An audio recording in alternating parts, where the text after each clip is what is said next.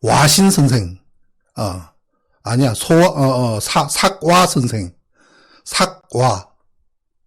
삭자는 삭막하대할 때 삭자입니다. 삭. 와는 누울 와자입니다. 누울 와. 그 다음 삭자는 또 이 새끼줄을 꼬는 것도 삭이라고 합니다. 새끼줄 꼬듯이 손바닥 이렇게 비비는 모습이 보이나요? 바짝 납작하게 엎드린 와가 보이나요? 삭와 선생. 우리 민주당 청와대에 계신 제가 호를 붙여주고 싶어요. 삭와. 새끼줄 꼬듯이 비비는 삭자와 바짝 납작하게 엎드린 와자를 합쳐서 삭와라는 호, 민호. 어릴 때 붙여주면 아호라 그러죠. 예, 국민이 붙여주면 민호가 될 겁니다. 삭와. 송영길 대표, 청와대 김재난 수석 이런 분들 삭와 선생님입니다. 뭔 사과를 그렇게 많이 해요. 툭하면 사과야 그냥. 툭하면 사과니까 제가 사과라는 이름을 붙여주고 싶은 거예요. 찾아가면 사과하고 뭐 그런다고 해서 다 끝나는 거 아니에요. 결국 고소당했잖아요. 예. 찾아갔다고 사과하고. 예? 처음에는 뭐가 막말인가 큰소리 쳐도 금방 또 사과하고. 제 주변 분들의 애정어린 권고가 있었습니다. 애정어린 권고요. 엄청난 압박이 들어왔겠지요. 그것도 같은 동지들, 동료들, 같이 몸담고 있었던 민주당의 당직자들, 고 대변인, 새가슴이 된 사람들 막 전화를 했겠죠. 뭐 그런 얘기를 해가지고 이렇게 시끄럽게 만드냐. 거기다가 또 뭐 이게 무슨 막말이냐라고 또 왜 또 그것도 반박까지 하느냐 등등등등. 애정어린 권고가 아니라 엄청난 압박이 있었겠죠. 그러니까 사과를 했죠. 이렇게 사과문 올리고 그 결과는요. 당대표도 사과하고 본인도 사과했으니 자 이제 법정 가서 그 책임을 묻겠다. 이렇게 되는 겁니다. 순서가. 패턴이 나오지 않습니까? 항의하고 찾아가고 사과 요구하고 사과하면 고발하고. 이 패턴이 어떤 패턴입니까? 계속 반복됩니다. 계속 반복됩니다. 이거는요. 신메카니즘입니다. 메카시즘입니다. 천안함발 새로운 메카시즘. 메카시 알지요? 미국에 그죠? 그 옛날에 공산주의로 몰아가고 빨갱이로 몰아가면 모든 것이 정리가 되었던 그 메카시.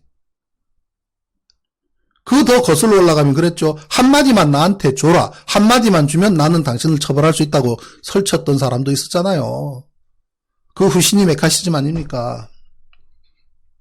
이제는 어떤 얘기를 하든 가서 항의하면 당사자들이 또는 당에서 청와대에서 사과하고 당사자는 내리고 사과하고 그럼 고소하고.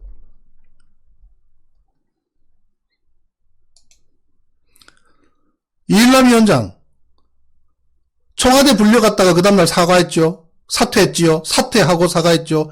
청와대 삭와 새가슴 김진남 수석이 청와대로 불렀죠. 청와대로 불러서 어떻게 했습니까? 모르죠 저는. 바로 그 다음날 사퇴하고 사과했으니까.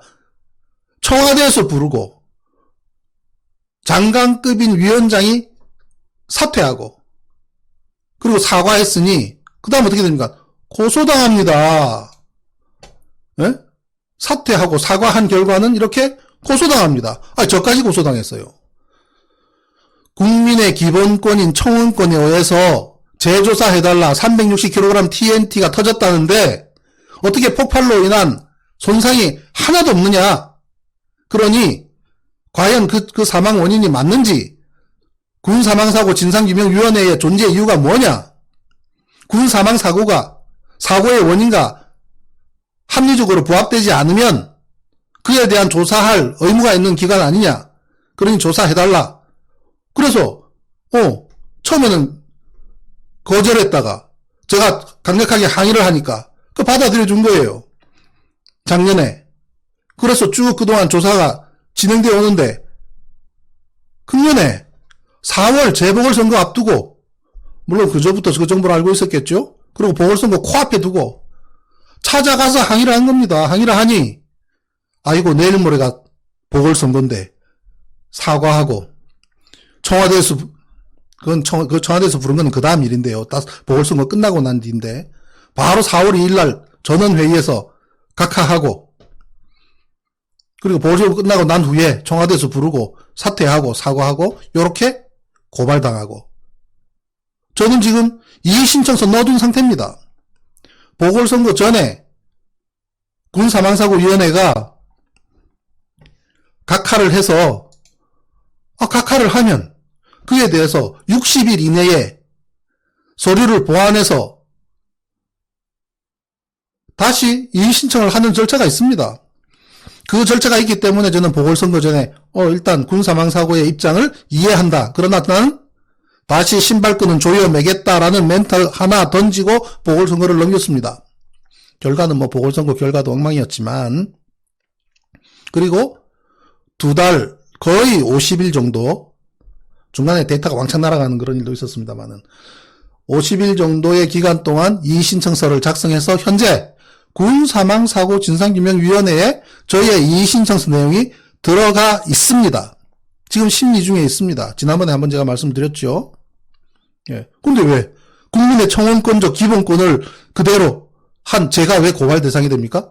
그래서 저를 고발한 것에 대해서 저도 나름대로의 대응을 해야 되는데 일단 지켜보고 있습니다. 왜냐하면 이 고발장을 접수한 경찰일 것 같은데요. 뭐 남대문 경찰서인가, 아직 저한테 연락이 오지 않았습니다.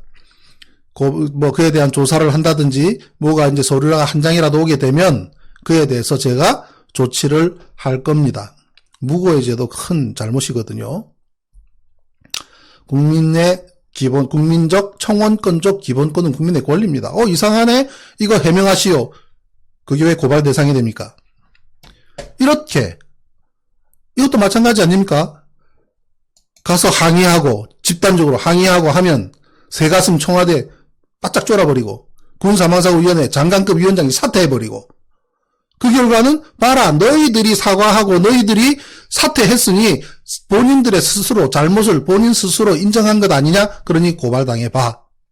자, 동일한 패턴이죠. 또 최근에 서울 모 고교 SNS, 모 고교의 교사, 지금 현재 SNS를 좀 뜨겁게 달고 있습니다. 예. 천안함이 폭침이라고 치면 파직에 귀양 갔어야 될 땡땡땡땡 그다음 뭐 지어놔서 뭔지 모르겠습니다는. 응? 천안함이 무슨 벼슬이냐? 천안함은 세월호가 아니야. 뭐 등등의 그 말이 부적절하든 않든 그거는 본인들 간에 본인께서 이건 내가 말을 심하게 했구나. 뭐 사과할 수 있는 일이곤 합니다. 그 패턴은 그런데 그 뒤는 이에 대해서 저는 평가하고 싶은 마음 초도 없습니다. 본인께서 말씀하시는 본인이죠. 그 다음 그에 대해서 불편한 사람이 불편하고 이야기할 수 있는 것, 그것도 권리입니다. 그러나 우리가 보는 것은 패턴이죠. 예, 또 달려가서 플래카드 걸고 또 합니다. 그 다음 수사는 고발 아니면 고소겠죠. 예, 그죠? 고발 아니면 고소입니다. 예. 다음 주도 국가수사본부에 가야 합니다. 제보해주신 정의로운 학생 감사한다고 최원일 함장 자신의 트위터에 고발하겠다고 뭐 올려놨습니다. 자, 이런 일련의 패턴들이 계속 반복되고 있는 가운데 우리 민주당 그리고 우리 청와대 참모들, 민주당 지도부, 민주당 다선 의원들, 민주당 초선 의원들, 지금 현재로 제가 보는 느낌으로는 암담합니다. 대응 못합니다. 대응 안 합니다. 제가 그래서 서욱 국방부 장관과 민주당 국방위원들을 공수처에 고발한 것은 바글바글 한번 그 안에서 서로 대화라도 해보라고 제가 던져준 겁니다. 그 정도라도 한번 해보라고. 그 다음 순서는요, 민주당 다선 의원들 순서로 제가 내용 증명을 보낼 겁니다. 차례차례. 몇 가지 질문, 뭐 대여섯 가지 질문밖에 안 됩니다. 천안함 사건에 대해서 당신이 알고 있는 것이 뭐냐? 민주당에서 다선을 할 정도로, 그럼 천안함 사건을 2010년도부터 지금까지 겪었는데 국회의원의 신분으로 필요한 정보를 얼마든지 취득할 수 있고 요구할 수 있고 그걸 가지고 문제 삼을 수도 있고 한데 진실 규명에서 당신이 한 게 뭐냐? 지금 생각은 어떠냐? 앞으로 어떻게 할 생각이냐? 몇 가지만 제가 묻는 겁니다. 그래서 그만큼의 자신이 해야 될 책무를 하지 못했다면, 국민을 대변하지 못했다면, 국민의 필요한 요구사항을 자신이 충족하지 못했다면 퇴출당해야지요. 퇴출당해야지요. 민주당 4선, 5선, 3선, 4선, 5선 한 사람들 이제 정치에서 물러나셔야지요. 다음 총선에서는 퇴출 1순위가 되는 겁니다. 청와대 참모들, 청와대에서 참모하고 나면 그 다음에 국회의원 배지 다는 데에 1순위죠. 청와대 행정관, 비서관 하면 그 다음에는 어디선가 출마하고 아니면 비례대표로 가거나, 지금 청와대 참모들, 제가 2000년 이후로 여의도 바닥에서 정치를 들여다보고 살펴본 이후로 최악의 참모들입니다. 새가슴, 전전긍긍.